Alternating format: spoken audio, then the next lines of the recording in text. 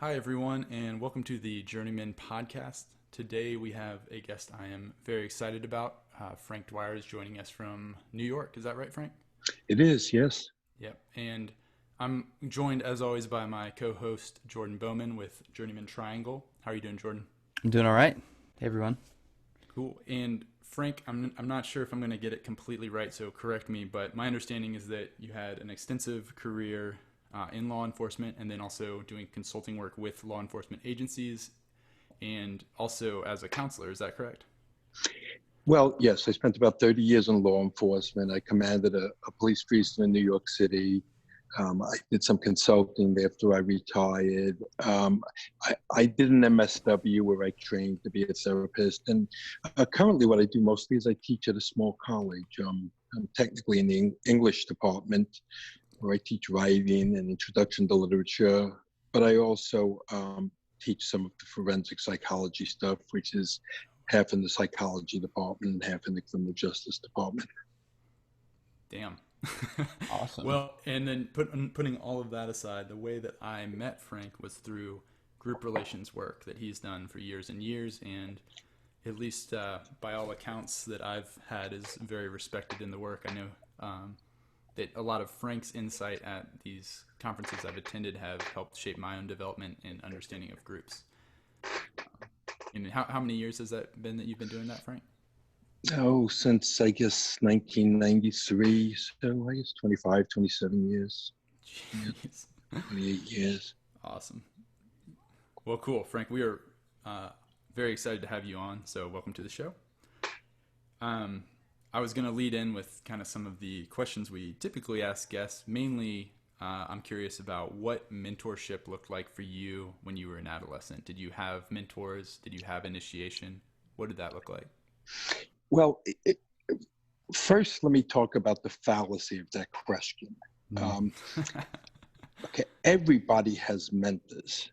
The mentors may be your following 14-year-old who is teaching you to beat people up and, hit girls and break into houses.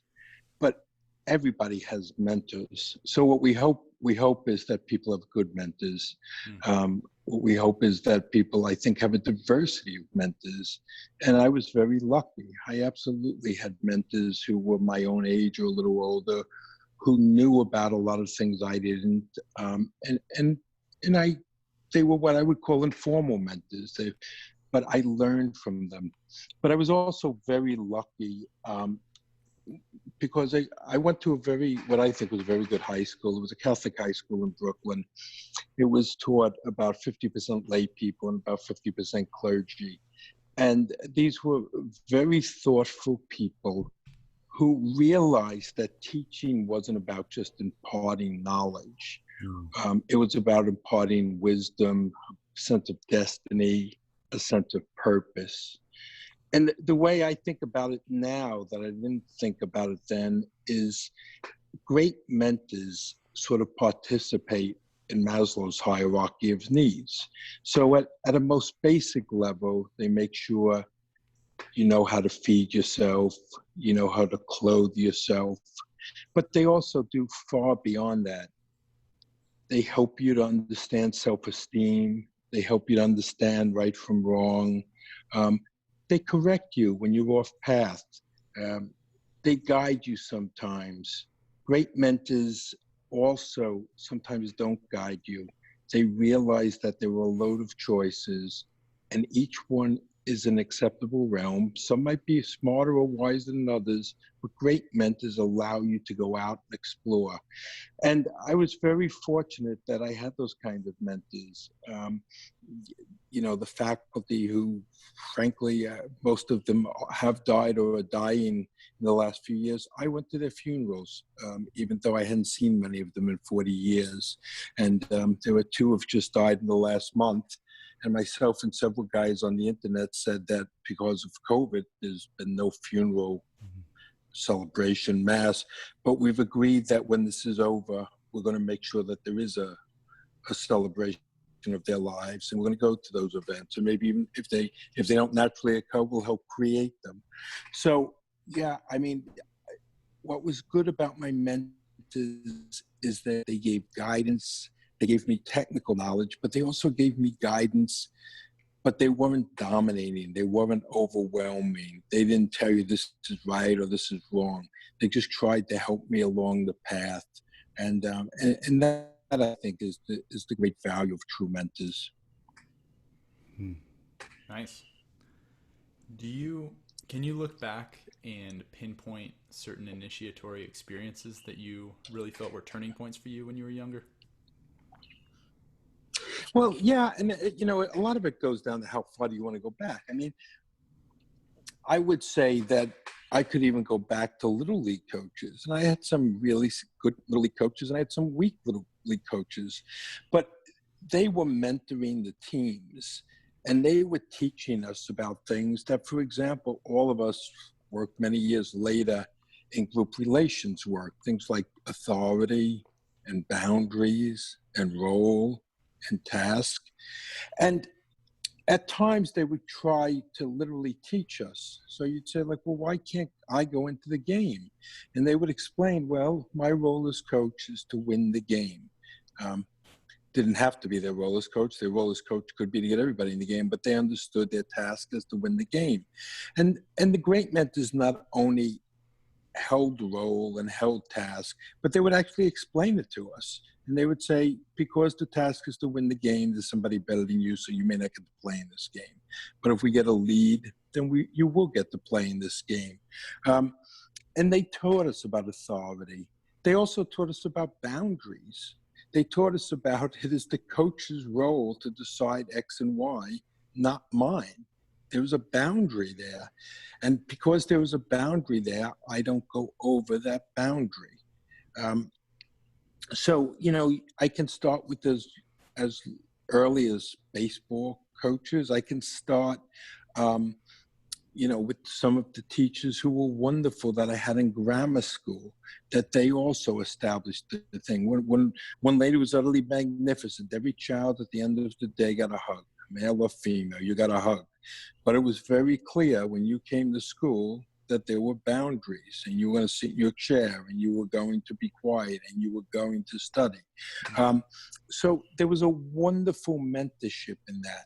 So I think there were these folks in our community who are sort of universal mentors, and the good ones really do it well.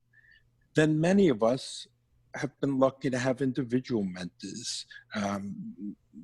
John McAlinden, I think of, who's in his late 90s now, who not only coached, but was also a significant artist. I have a picture he drew that the New York Mets won the series, and it was published in one of the newspapers. And he would sit and mentor 3, 4, 5 of us at a time and teach us how to draw, and teach us about lines, and teach us about what goes in, again, boundaries, and what goes out. And there was a real learning, there was a real discipline. We might all have soda and pizza afterwards, but you were going to do your 40-minute learning about how to draw. So I was very lucky to have those kind of mentors. Again, I was also very lucky in a day and age where there's so much scandal among the clergy. I didn't personally encounter that. I encountered a group of men and women who I thought were exceptional. A lot of them had studied at something called the Second Vatican Council in Rome, which was a sort of a great opening toward moving an institution from being very authoritative to being very compassionate. And they saw their role as guiding young folks, and at the same time being compassionate. So that was very helpful to me. Cool. Thanks, Frank.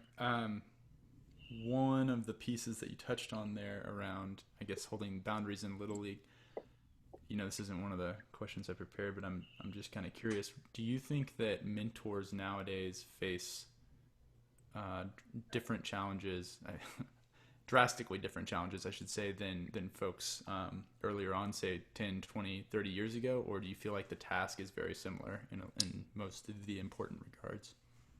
Well, I think the task is similar, but I think the challenge is much bigger, because I believe that a lot of the stuff that was ingrained in kids 40, 50 years ago, not all kids, but many, is no longer taught, and I think that's dangerous. I think one of the biggest things that is not ingrained as much anymore is respect. Now, respect is a very dangerous thing in that it can be used as a way for hiding stuff.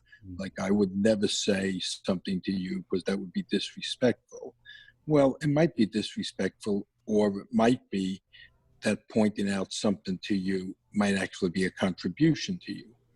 But having said that, I think we've gotten away from civility and respect. And I think part of that is because of something that, really basic. We just don't teach manners anymore. We don't teach Emily Post, who for years published that magnificent, and her granddaughter even published it, Rules of Etiquette.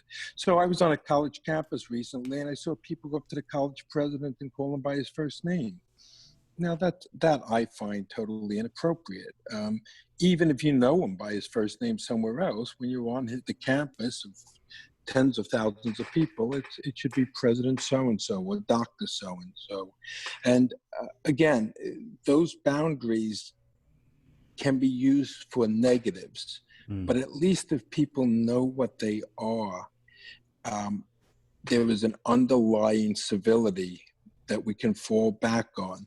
You know, I think many young folks end up not being as successful as they could be because they don't know about role and boundaries. So I'm thinking of a young man who, when I was working at a clinic, I would see for therapy, and he had to go for job interviews. So we spent some time preparing. And what was very clear right away was that he just didn't know how to engage around questions. He didn't know how to engage around that this was the person that was hiring him. And all these things are very, trainable at a base level. And we did some work. At a really basic thing, he was going for a job, and since I had an endless collection of ties, I gave him a tie. Because I said, well, you wear this, and the outfit you have on is good. I said, but wear this. It might make you stand out. And then he just said to me, well, I don't know how to tie it. And that was very powerful, because I just took for granted that a 19, 20-year-old knew how to tie a tie. So, these are the kind of things that in a different time, everybody was given these basic skills. There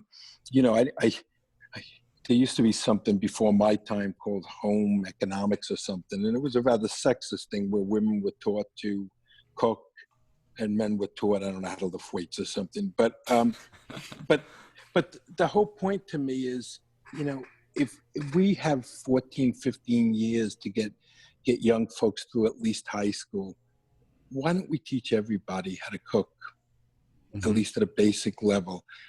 Why don't we teach everybody how to change a tire? Why don't we teach everybody some basic first aid so that when the person is bleeding next to you, you know what to do? When I was a police officer, the amount of times we responded to things where people were bleeding, everybody was standing around or panicking, how complicated is it? You take a towel and you compress the wound onto EMS gets there. It's really horrible. You put on a tourniquet, but of course that's not something we want to do much anymore. But, these are basic things that could be trained. And mentors do that. Mentors talk about, hey, what if somebody fell off the boat? What would we do? Well, Joe, it's your job to keep staring at him no matter what. You don't go for the life preserver. You keep staring at him, because if our boat turns in the waves, you know where he is in the water.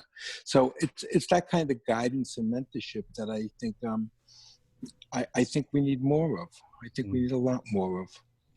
I love the question, Brant. I think Frank, when you shared the Little League story, it sparked something in me too, because I have a Little League story myself that was more negative, where I was participating in a Little League baseball team, and I had never played baseball before.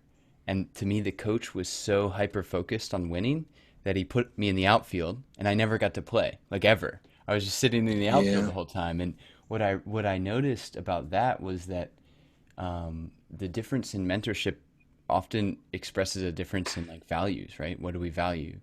And I think for me, I come from a place of like, well, sports as a way to teach morals and values is the most important and the reason for the sport. And winning is really fun and nice. Like I'm a super competitive person, don't get me wrong.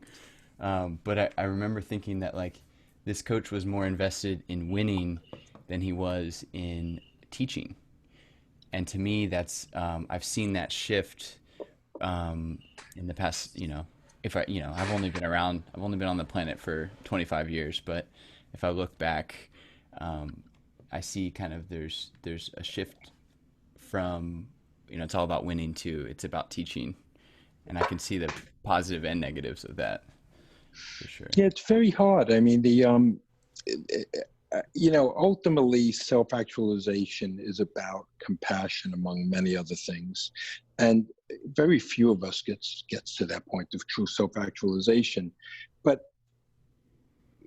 we need the basic things of life before we can start moving up the tree, of the emotions. Having said that, the two have to coexist. I remember there's this story, and I confess that I remember the year. I think it was nearly around 1906 or so, but I'm probably off.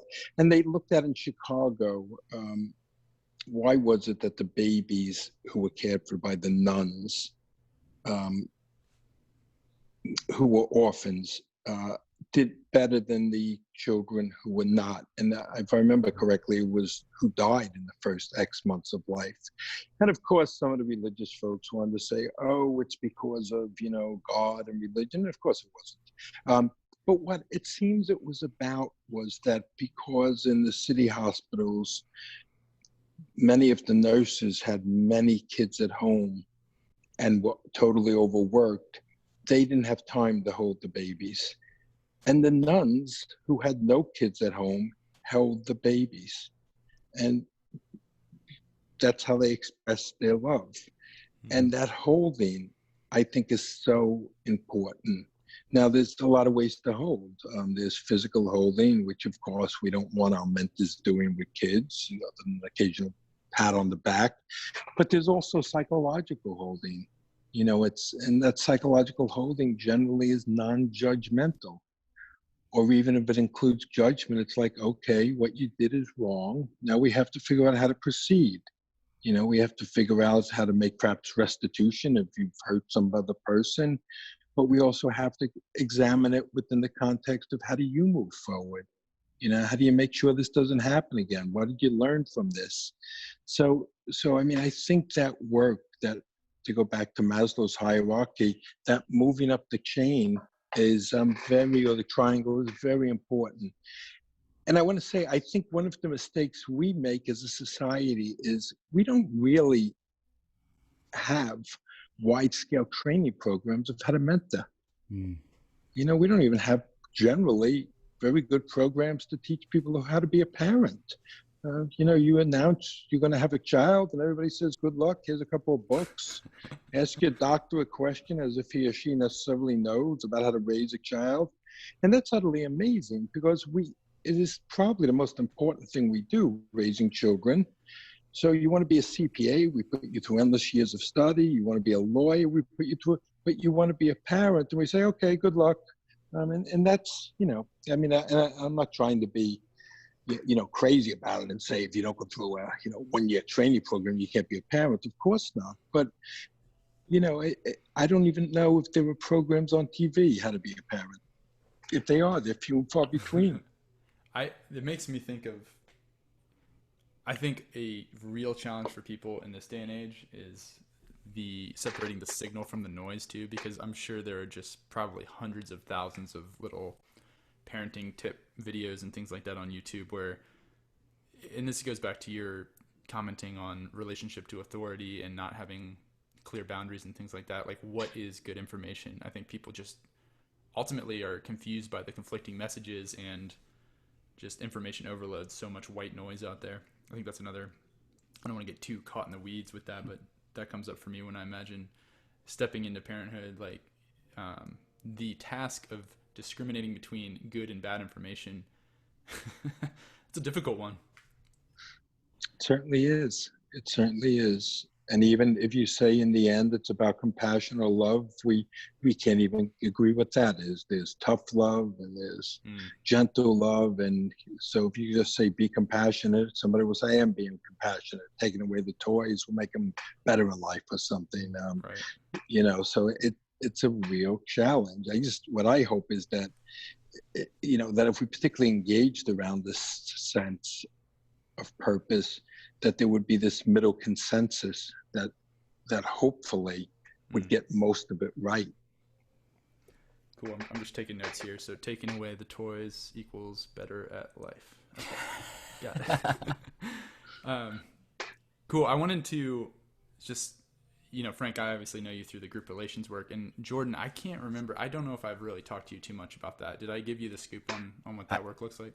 Like, I'm a complete idiot when it comes to that work. Okay. Treat me, no, like I know a little bit, but I'd love to actually learn more from, I got two experts in this work on the call here, and I think I represent a portion of our viewers who might not really know what that is. Well, to be clear, I do not claim to be an expert. Okay. I suspect that even Frank considers himself a student of the work, even though he's done it for a very long time. And not to speak for you, Frank, I just know you bring. No, agreed. Yeah.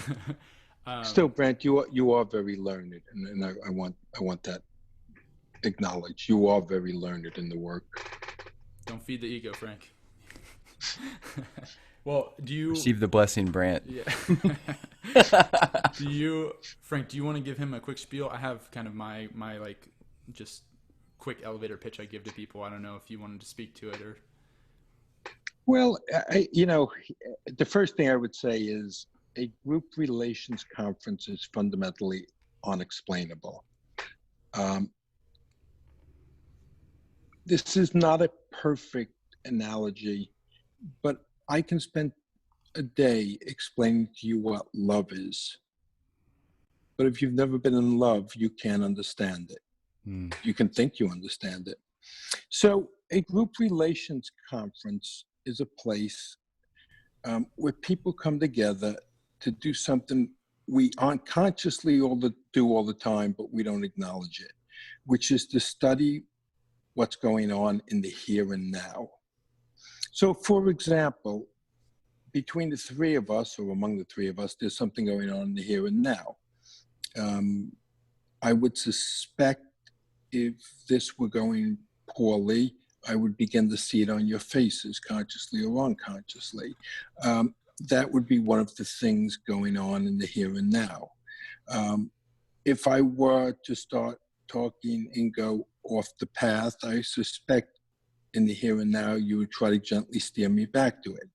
So that's a very important thing, but very, very few of us live in the here and now. Most of us live in the future or the past, or at least in our minds. So a conference is an attempt to be in the here and now. What does it look like? Well, it looks like at a most simple level, a small group, let's say 100 people get together, they're divided into 10 groups.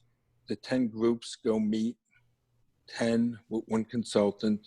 And generally what happens is the 10 get in the room, the consultant walks in, they say to the consultant, okay, what do we do? And the consultant sits down and stares at the floor. And the reason the consultant stares at the floor is because the group knows what they're supposed to do. They're supposed to consider what they're doing in the here and now. And then an argument breaks out saying, nothing's going on in the here and now. And somebody else says, yes, it is. No, it isn't. And then perhaps the consultant intervened and said, well, given half the room believes nothing is going on in the here and now, there seems to be a lot of fighting. And that's really the consultant's job, just to help bring the group back to the here and now. Now, the way that happens with 10 small groups, then all 100 meet in a room with perhaps 3 consultants, and the process continues. And that can even be much more chaotic, but it's hard to get a space to speak. And what the amazing thing is incredible learning happens in that. People regress to their primitiveness, their fears, their anxieties, and the opportunity, if they're open to it, to learn can be huge. sometimes it can get very scary.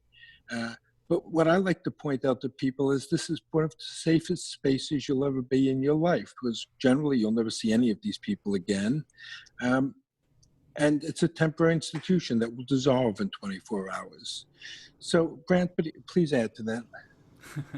Yeah, I think that all sounds really good, and I agree. I think what is novel and maybe very hard to understand for people coming into conferences often is that idea of the here and now, and also this idea of the group having a mind of its own. That's how I would put it in terms of lay terms, but we talk about like the group unconscious. And so if I'm one of those people that steps up and says, well, nothing's happening right here in the here and now, an astute observer of the group might notice like, hey, it looks like the group has elected this guy with these characteristics to speak this statement for the group.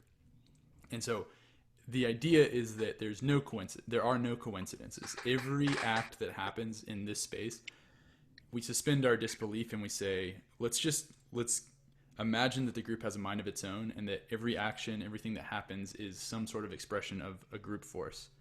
And so that's really difficult for people. People want to explain things on an individual level constantly. Mm-hmm. And without a doubt, there's a factor of your individualism and, your own personal history, your own personal beliefs. All of these things are true.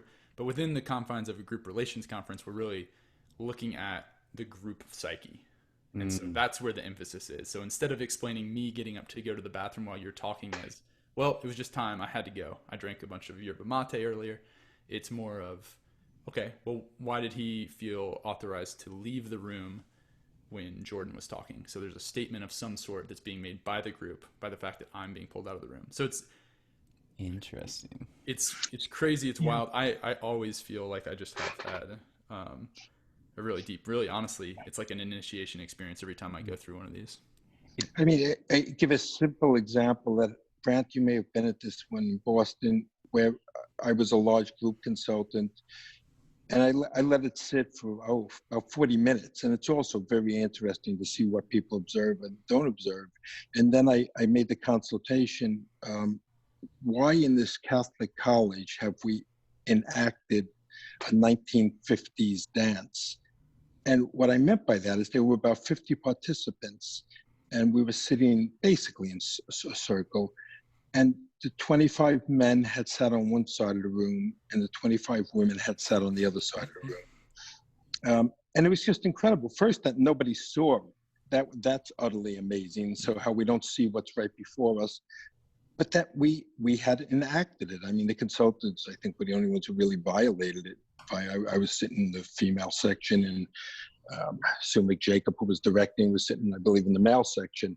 But these incredible enactments that, and then of course somebody will go, that means nothing. Really? 50 people, 25 males sat on one side, and then you go, wow, Catholic institution. Is the institution influencing the process? Okay, well, this was right around when the, was it the Me Too movement of women being sexually assaulted was really, really active? Is that why the men and women separated, that they were feeling the anxiety of the Me Too movement? So, yeah, but having said that, as Brant said, it can be wild in the sense that it just plays with your thoughts and emotions in incredible ways. And until you experience it, which I highly recommend you do, it's very hard to explain. I would also say that it could be done for young folks. You might have to modify the model, but I think it absolutely, and I think it could be very helpful for young folks. Yeah, I'm definitely wrapping my head around it now, and I've got two questions. The first one is, we use this phrase in some of the in the leadership of our Rites of Passage weekends, right? We have 80 people come together on a mountain and do a bunch of work around a similar goal. And so this is a really interesting kind of experiment in group relations, as you've defined it. Yes. So we talk about this idea of forming, storming, norming, and then performing. And I'm assuming that's somehow, that probably comes from this body of work. But that's my when you guys talk about this, this is what I think of is how when we get together in a group, there's kind of this like we form as a group, and then there's this like storm or there's this kind of like chaos. And you guys are talking about how you just don't say anything and see what happens. And I love that. It's, I'm definitely interested in these types of social experiments. But on the weekend, we intentionally set like things that we do together, and we do like rituals where we kind of snap everyone together towards the same goal. And we try to do that in the first day. So I don't know if does that resonate with you guys? Is that kind of, you heard that before? It's very similar, and what we do is create a goal which most people find very hard to get their head around. And that goal is to examine what's going on in the here and now. Mm.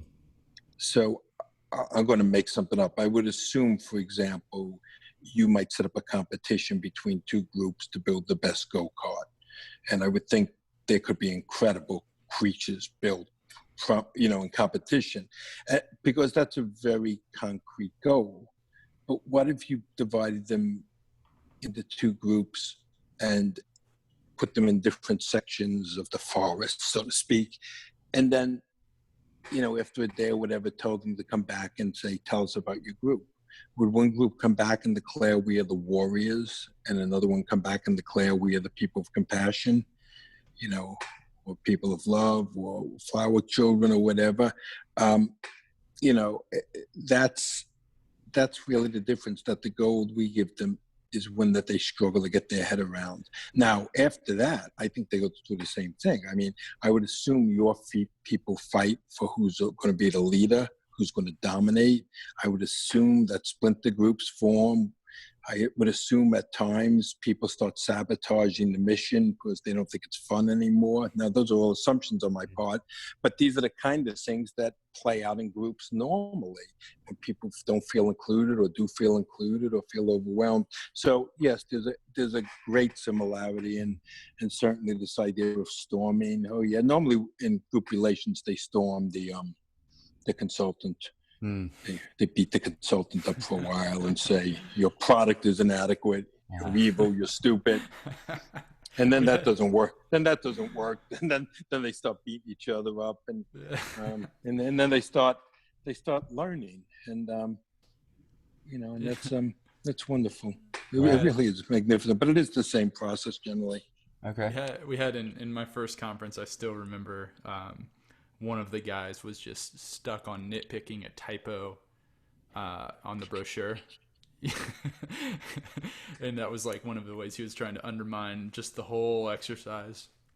But per Frank's point, first, the other two things I would say about this work is that the group relations work is that it really, to me, it seems like a superpower when I watch somebody who can actually like take the whole picture and look at a group, step back and like look at what's happening in a group. It is mind-blowing to me when somebody is able to really see something that's happening in the room that I was completely blind to. It's like another sense that it just is incredible, and it's invaluable when you're working with teams, when you're working with groups, when you're in an organization, and you can have that perspective. And the other piece is that kind of what Frank was speaking to is that you see these common roles emerge regardless of a task. And so, like, Jordan, if you and I were going to be building, like in Frank's example, let's say we're like building go-karts or something. In the go-kart forest. Yeah. Well, you might be better at some of those skills. And so it's a really easy explanation in that context to say, yeah, well, I'm going to defer to Jordan and let him lead because he knows what he's doing. And when you put a group together and you say, all right, talk about what's happening in the group right now, there's no real clear hierarchy for like who's more skilled at that. The group will often be like, well, wait, who's done one of these things before, and try to like pull you into that role. But if you just see those same roles start to emerge, and you get a sense for what roles you get pulled into regardless of group context.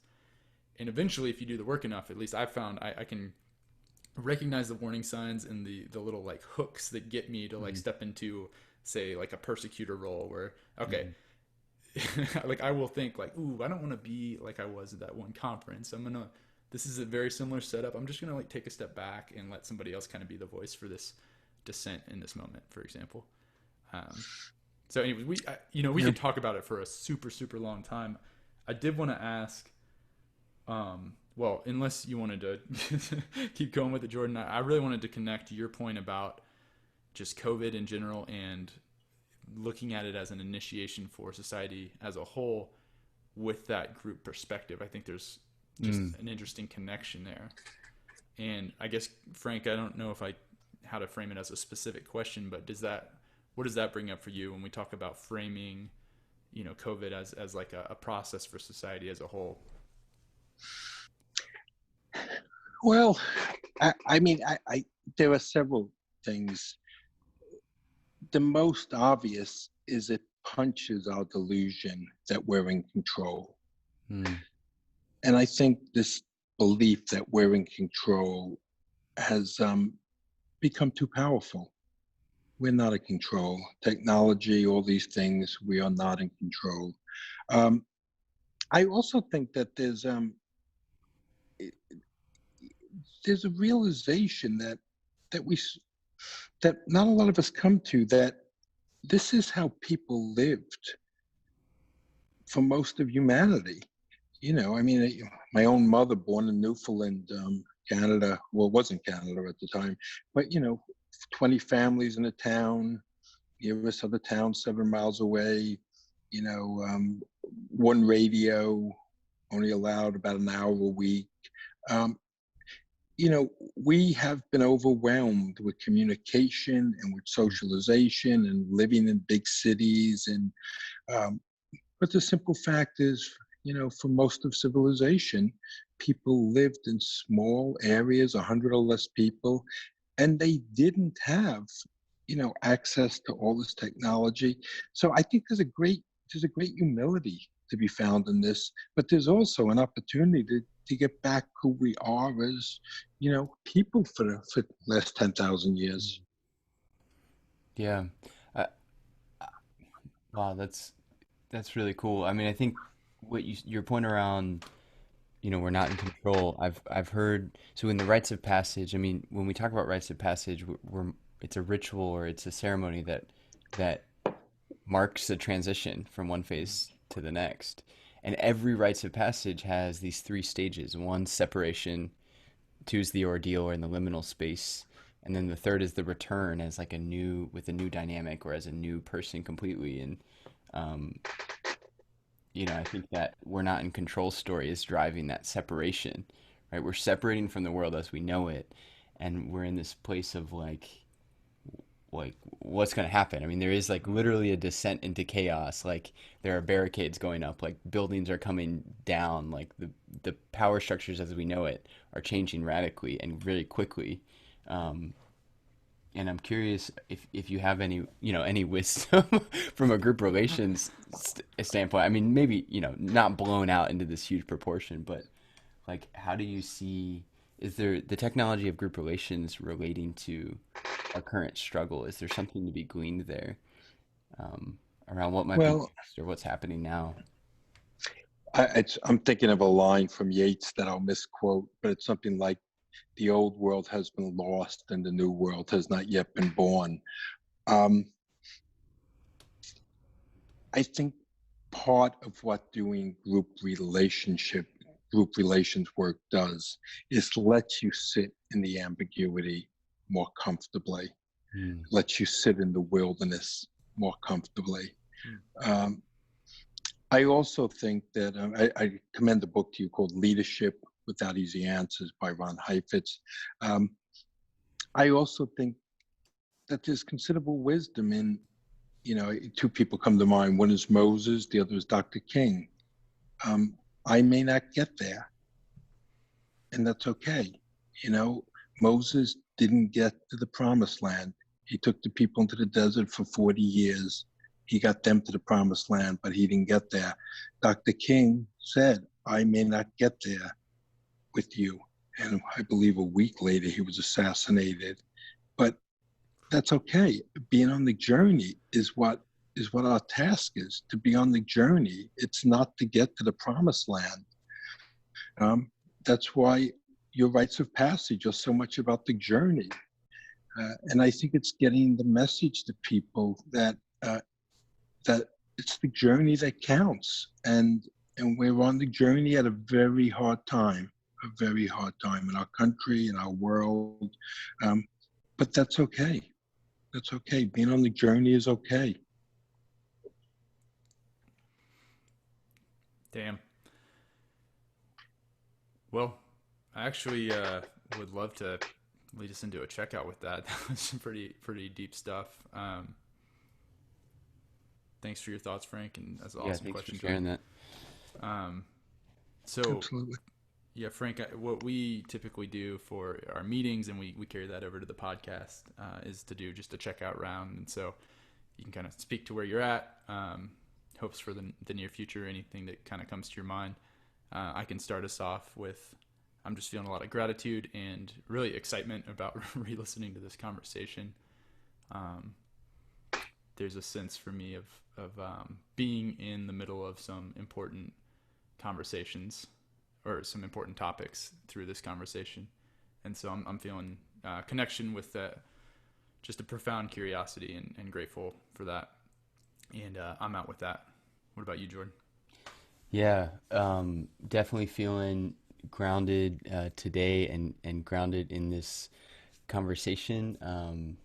Feeling grateful to be in the room, right, in the Zoom with Brant and Frank, and I feel this like curiosity where I'm really excited to learn more about this framework of group relations and how it might apply to our work and what we can kind of mold and shift and create in the future for our upcoming kind of tailored rites of passage events in the time of the pandemic. And I've got there's the last thing you said, Frank, really sparked this quote in me, and that I heard from Jacqueline Novogratz, she runs a social impact investing fund, and it's like dream dreams bigger than you'll be able to complete in your lifetime.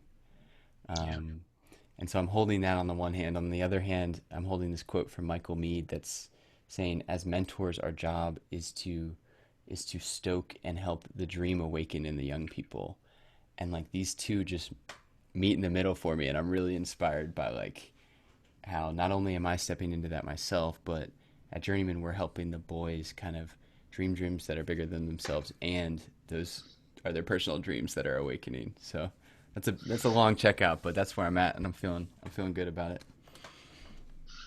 it. Yeah, that's beautiful. That is very beautiful. I was telling a couple places. One place I'm like so proud of you guys, like that you're doing real mentorship, because there's not enough people in the world that are, frankly. I mean, so many of us get caught in our technical roles, as opposed to the real important work of mentorship. And I'm almost wondering, like, if you could grow a component of mentor training where 1 month a year or something, you don't work with the young folk. You bring in other young folk, but in their 20s or whatever, to train them how to be mentors. I'm also thinking about my neighbor. I lent him my kayak. He has one, and so his son would have one. And when they brought him back, I was sitting inside, but I could hear him. And he said to his son, "Okay, now we're going to put this back, but like with everything in life, we should put things back better than we found them. So let's get a hose and wash it and make sure it's clean." And I just thought that was utterly beautiful. Let's put everything back better than we found it. And certainly that's what you guys are trying to do with your work, to put the kids even back better than you found them. And that's really impressive, particularly when there's so much anger in the world at the moment, that just letting anger build doesn't put any of us back better than we were found. So thank you for that. Yeah, well, I'm definitely leaving this conversation better than I came to it with. So Yeah. I appreciate y'all being here, and I'll take us out if you're cool with that, Brant. I think Real quick, Yeah. Sorry, Frank, do you have any channels or projects or anything like that people could check out if they were so inclined? Well, first I would say look at the AK Rice website, because group relation conferences get posted on there. Okay. They're usually not horrifically expensive, and if you don't have funds, a lot of them will negotiate a lower fee with you. Mm-hmm.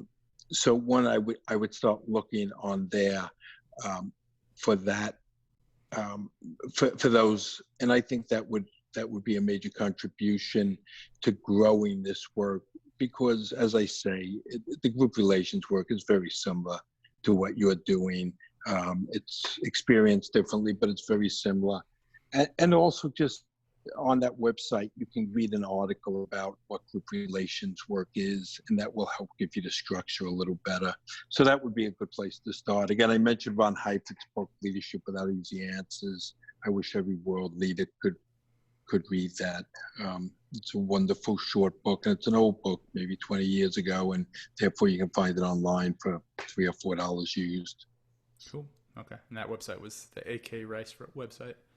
Yeah, the AK Rice website, Gotcha. which is the organization that's sort of the mother organization of group relations, one of the mother organizations of group relations in the U.S. Cool.